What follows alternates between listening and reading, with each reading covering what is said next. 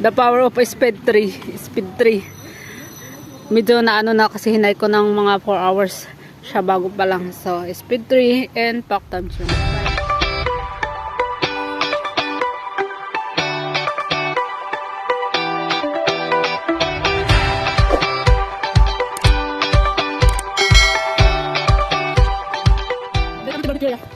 Dito na.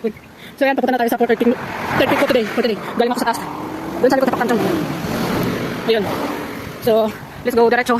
And hanapin natin kung ano yung akiyatin natin doon banda. Going Chakyuhu. Banda tayo ng Chakyuhu. Ito, dinadaan natin ay Shungyu. Pero walking distance naman pag nasa Pakantang. Pwede kang bumaba doon. Ito yung basat ng Shungyu. Yan. So yan ang daming big bus na dumadaan. Ingat lang. So ito din yung way papuntang High Island Reservoir. Ayan o. So time check muna tayo. 3:24 na. So yan. 3:24 in the afternoon. So ito na, papunta na tayo doon sa may takbo natin titingnan yung way kung saan tayo yung paakyat pala. Ito. Alam niyo kung ito ng bridge na to. Ito ay sinasara pag malakas yung ulan kasi tumataas yung tubig. Kasi tumataas yung tubig dito. Pero kasi yan. Hindi ko alam kung anong tawag dyan. Basta river. It's a river doon. As in tataas yung tubig dito. Ang taas o. Ang taas yan. Din yung taas. So wow. Pink na pink. Ang sasakyan nila. Dito. Amigo. Ayan o. So dito, i-check natin yung mapa natin kung ano yung start. So where to start. Yan. Dito titingnan ko muna yung taga-mapa ko. So kanina ibang taghawak ng mapa. Ngayon dumating na talagang taghawak ng mapa na kasama ko. Yung nagmay dala pa siyang baon. So this way is High Island Reservoir. Dito yung barbecue site. Sila and service tayo ng chai. Ay tamkan. Ito yung Paktam Road. Ito, doon yung dating, yung first na working area ko. Doon sa banda doon. Dito ay papunta ng worship pier. So, Water Sports Center. Dito, yung susundan natin. Makal Hospital starting point. Ayan. Ito. So right side. Right side tayo. Punta dun sa last peak. Kumayon to. Siya. Last peak. So huwag natin sayang yung oras hanggang kaya. Activate to save lives. SOS, ito yung gagamit i-activate mo pag aakit ka dito kasi pag dito, mga walang signal dito. So ulit mo yung SOS na yan. In case of emergency, makakatawag ka ng help, tulong. Yun lang. So let's see kung ito talaga yung way. So ayun. Time check. 3:27. 3:37. Pala, so papunta kami sa Las. Ewan kung kayanin namin. Basta, may time pa naman, so go lang kami. Ayun yung dan. Highway lang sinusundan namin. So, yan sa likod. Diyan. Kami galing. So, going to Xingyi. Yeah. Kaya natin to. 3 pa na. Ang estimated time namin is makababa kami before 6. So, sana maka-check-in kami before 5 na lang. Or mas maaga pa. Pero, medyo malayo. Okay, so nandito na tayo sa taas. Hanapin natin kung saan yung paakyat. So, dito yung sinasabi ng Geopark. Papuntang High Island, papuntang Saiwan. So, tatabi tayo dun. Pero, di ka lang may sasakyan. So, time check muna tayo. 3:48. 3:48. Ayan. So, possible ito yung akitin natin yan. Diyan ang? Dito? So, ito ang akitin natin. Oh, shit. So, ayan, may ano pala. Kahit ang koy. Ayan. At ang daan dito. Ayan, ito. So, tara. Let's go. May mapa. So, close section.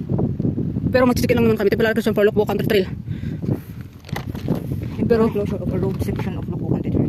O, Country Trail pa. We are going to, ano lang naman, magtitikin. Magsasamit lang kami. Titik namin. It's a time Chai Road pala to. Time Chai Road. So, from Paktamchong to here is nakuha namin ng 30 minutes. So, dito tayo. Akitin natin dito. Ayan. Itong Country Park. So, ito siguro. Or alam namin na pupunta pa tayo doon. Try natin dito mag-check. Okay, so dito. Tara. Sabi na may close na daan. Pero, tingnan natin. Akit muna. Ang lalay ng daan dito sa dote. Pero, kaya naman. So, yan hanggang doon. So, galing kami doon. Ayan o yung highway. Step na pasangat. Tapos, ayan, step na ulit. Diretso yan. As in, kahit baliktarin natin yung camera para makita nyo gano'ng kataas. Gano'ng ayan. Babaliktarin natin ulit. Ayan. Pero kaya natin to. Ganito step yung tinalon-talon ko kanina nung nagsulo ako dun. Ba-exit sa Paktamchong. Ito naman paakyat. According sa Google, malapit. Malapit na, di ba? Malapit sa mapa, pero paglakarin mo, kukunin na yata yung oras natin ng 1 hour. 1 hour masyado. 1 hour. So mag-alas 4 na. Ayan o. Yung heartbeat ko 13. Yan lang. So let's see doon sa taas. Let's go pa. Let's go. Akyat na rin. Buti pa si Janong. Galing yan ng city. Tapos tinanong kung nasan ako. Sabi ko nasa norte. Ayun, bumiyahe papunta doon. May dala pang baon. So kumain kami kanina doon. Sa binabaan ko. Ngayon naman gusto. Para maging worth it naman ang pag-travel niya sa norte. Akyatin namin to. Sumasaranda nga yung tuhod ko. Kasi kanina tinanong ko yung step. Nakakatakot kaya doon. Mag-isa ako tapos. Ayan. wala pang katao-tao. Kaya tinalon-talon ko para matapos na agad. And I made it 40 minutes. 40 minutes. So ito, ang ganda ng view. Ayan, kahit ang hirap yung step, pero pag akyat mo, ayun o, ang ganda ng view na nakikita mo. Tapos, ang sarap pa ng hangin. Ayan. So parang nababawasan yung pagod mo sa pag-akyat. Kahit dire-diretsong step na ganito, oh. Pero yung view talaga, yan. Yan yung way ng Geopark. Papuntahin ng SN Dam, SN West Dam. Basta Geopark ng Hong Kong, ang ganda ng view. So yan yung kasama ko kanina, nandun sila sa bundok doon. Pababa naman sila. Ay pa-check-in sila sa last check-in nila for today kasi hindi kakayanin ng oras nilang pumunta dito. So almost 1 hour no? From doon sa binabaan ko kanina. Tapos naglakad papunta dito. Hindi nakakayanin ng oras kasi from doon sa kanila, last check-in, pababa, abutin pa yun ng 1. Almost 2 hours papuntang bus stop. Yun yung stop nila time. So ganun, interesting tong Go Wild. Kaya mag-wild na rin kayo para sama-sama tayo ikutin ang mundo. Ikutin ang bundok ng Hong Kong. So yan, bakit nang pakayat, pataas ng pataas yung nakit namin.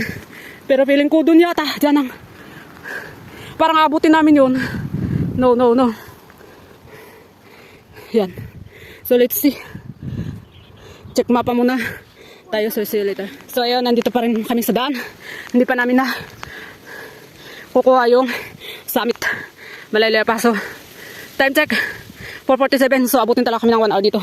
Tapos pabalik 1 hour din. So alas 5 na. Pero kaya lang. Tara! Akyat pa rin. Yan. Kaya niya nga oh. Hindi nagre-reklamo sa jeans niya. Sabi ko kasi, tanggalin niya na lang. Wala naman tao. So, let's go lang. Ito lang yung done. Akyat dire-diretso. So, ayan. Parang mais-scam yata ako sa 400 meters. Nakayat ko na ang 400 pero hindi pa rin naabot. Wala pa rin sa summit. Hindi pa pwede. So, ang target niyan ay ayun daw. Doon. Baka abutin kami doon. Pero wala nang oras. So, sayang yung inakyat ko. Pero sige lang. May mga bulaklak naman.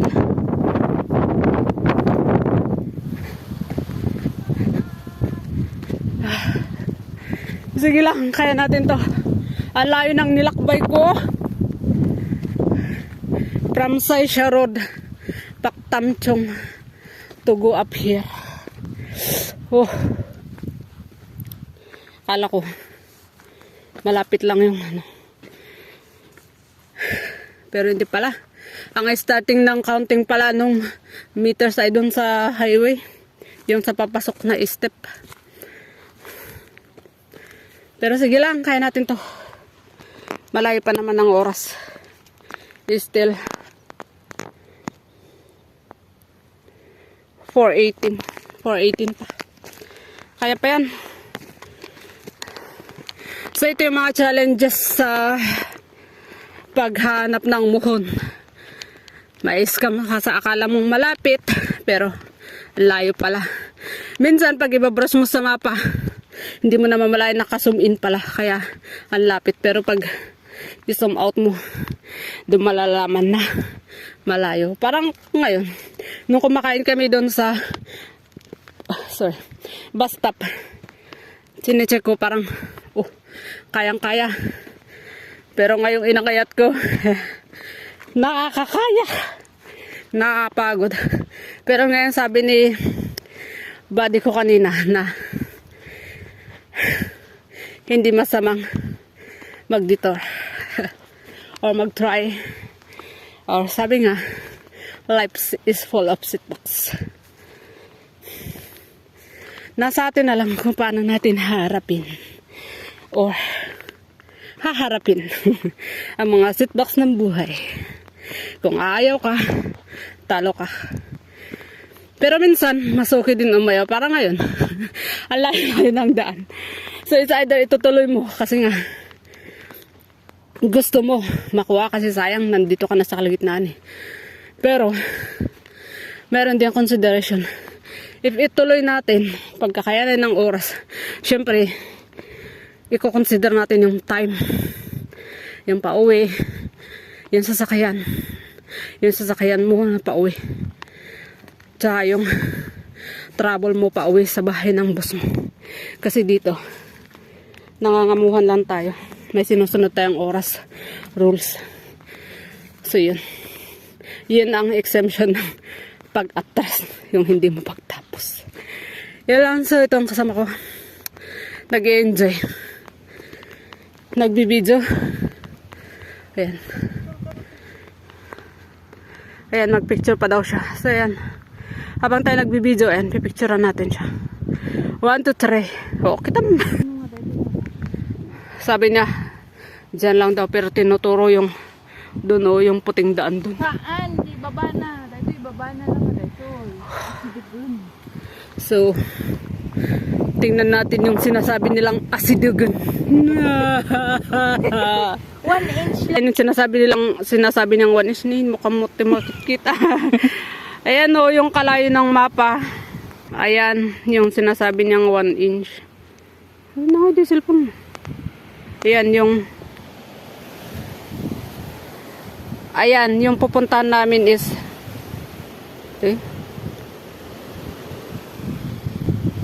yung pupuntahan namin is ito. Ayan, ito. Tapos yung circle ito pa, malayo-layo pa. Hindi yan 1 inch, hindi lang yan 1 inch. 1 hour. Okay. So 4:36. Ito na yung tinuturo ko kanina na puting daan. Naabot na nga talaga namin to. So malayo pa yung summit. Hindi pa kami naka points. Malayo pa. So yun, parang tatawid pa kami sa kabila yata. Okay, 4:36 na. Kahit advance noon 2 minutes. Pero ano na, 1 hour na kami naglalakad eh. 3:20 kami nag-start doon, Paktamchong. Okay, 1 hour na. So yung kasama na ko, hindi na umaga. Pauwi na sila kasi dapat ito yung last namin. Pero hindi nakakayanin ng oras. So yun. Hindi na kaya ng oras. So mauna na silang uwi. Sunod na lang ako mamaya. Siguro before 6. Hindi malabo. Alas 6 kami makababa dito. Pero care lang. Ito oh, yung pinapakita ko kanina doon. Nung doon kami sa kabila. Nandun kami. Doon. Tapos ito yung nakita ko. Sabi ko, sana before dito. Pero hindi pa. Hindi pa nararating ng mapa. Layo pa. So, ayan, chinecheck ng kasama ko. Nauna na siya doon sa taas. Ang sobrang sakit na talaga ng paa ko. Pero ganun talaga ang buhay. Laban lang. Labans. Panindigan na natin tong challenge na to. So far naman, hindi naman ito yung pinaka mahirap na hinike na namin. Now is I'm 77 peak na yung nakakit ko. Pero kere pa rin. Ang pinaka out of 77 peaks, worst na experience ko is sa Bennett's Hill. Yan, sinabi ko yan doon kanina. Bennett's Hill talaga. Grabe oh. Yung kasama ko nandun na sa taas. Ayun oh. Ayun.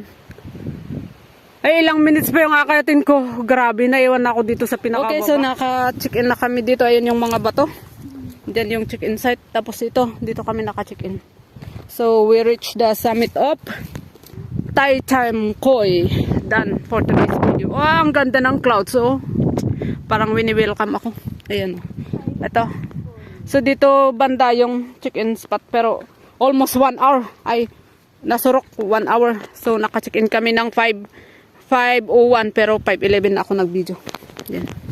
So, ito yung makikita mo sa check-in point. Ito yung mga bato-bato. Pero dito banda walang signal. So, kailangan mong umakyat ng konti.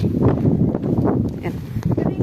Ito yung sinasabi kong bato na nasa check-in spot na makikita nyo sa Gold picture. Ito. Ayan, pero dito banda may na yung signal. Pero depende siguro sa gamit yung SIM card. Ito yung ano. Ayan yung bato. Makikita nyo. Pero makit kami ng konti para doon mag-check-in. Yun lang. So, thank you for watching. Paano bumalik? Backtrail lang tayo. Hanggang doon sa highway, main road. So, that's all for today. Medyo patay na natin ang cellphone natin kasi mahirap ang pababa. Ang hirap ng mga bato. So, yun lang. Bye-bye. Balik na kami kung saan kami nag-start. Pero kung gusto niyong tapusin, ay kung gusto niyong akyatin pa sa kabila, ma-exit doon sa kabila. Pero kami ay pauwi na. Kasi ang oras ay mahalaga. Bye-bye. So, ayan, nakababa kami ng 5:57. 5:57 yan. So, ayan na. Pupunta kami doon kasi hindi kami makakuha ng taxi dito. Puro on call sila. Pag-pick up doon sa UNESCO. So, yun lang. This is the end of our journey for today. Ginabi na kami 6:06. Umakyat kami ng 3. Nag-start kami naglakad 3:20. So yan. Tapos na. So thank you for watching and see you next. So nakasakay na kami. Kami na pauwi. 6:29 yung oras na. Kasasakay lang namin dito. Tamcho ngayon ang kasama ko. Ayan.